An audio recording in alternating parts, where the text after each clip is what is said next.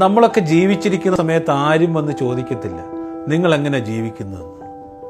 പക്ഷെ മരിക്കുന്ന സമയത്ത് എല്ലാവരും വന്ന് ചോദിക്കും എങ്ങനെ മരിച്ചത്.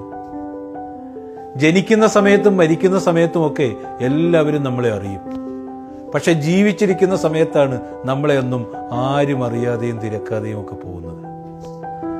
മറ്റുള്ളവരെയൊക്കെ നെഞ്ചോട് ചേർത്ത് പിടിക്കേണ്ടത് ജീവിച്ചിരിക്കുമ്പോഴാണ്, അല്ലാതെ മരിച്ചു കഴിഞ്ഞ് കിടക്കുമ്പോൾ അവർക്ക് വേണ്ടി നെഞ്ചത്തടിച്ച് കരഞ്ഞിട്ട് വല്ല കാര്യമുണ്ട്.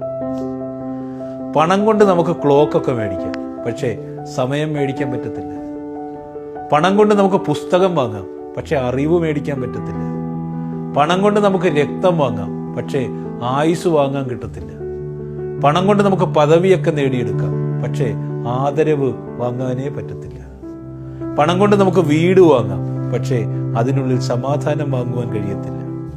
പണം കൊണ്ട് നമുക്ക് കിടക്ക വാങ്ങാം, പക്ഷേ ഉറക്കം വാങ്ങാം